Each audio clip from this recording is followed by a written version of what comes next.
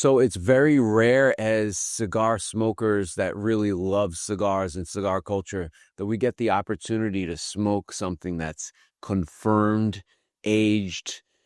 You can see the age, you can taste the age, you know that it's authentic. And that's the point. With the Unicorn series, partly aged because I didn't want to put these out with that art on it at the time they were done. I was getting attacked and maybe rightfully so. Who cares? The point is because of that, they sat there for 5 years and now they're ready in Privada Cigar Club. This is what I pride myself on being able to bring my members.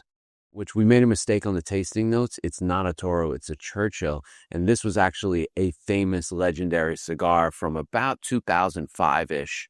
It was a blend that hadn't been made in over 10 years because of just drama, industry drama, not way before my time. And it is an amazing smoking experience that was charted as like a number 2 or 3 cigar of the year in years prior. So we were lucky to get this blend, and then to have it aged like this is just an added treat. The Unicorn Horn is a 6x46, which at the time was my favorite Vitola, Corona Gorda. Truly just a unique and amazing connoisseur size at this point. Also been aged to 5 years. Didn't put it out for the same exact reason. The art, I was getting attacked a lot at the time, and I just didn't feel comfortable putting it out. I felt like it was crossing the line.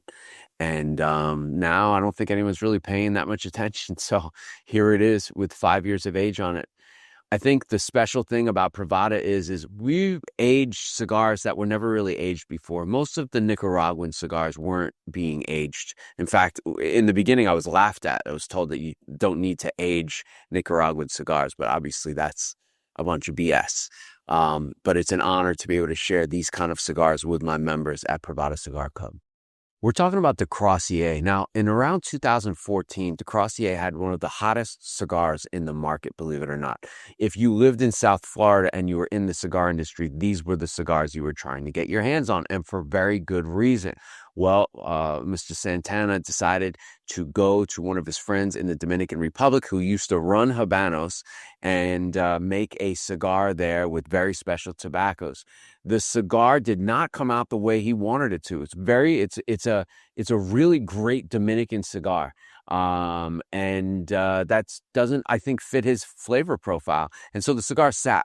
It's been 7 years. These came out in 2018, and I'm proud to be able to offer these to our members. It's an experience that you cannot get anywhere else other than Privada Cigar Club.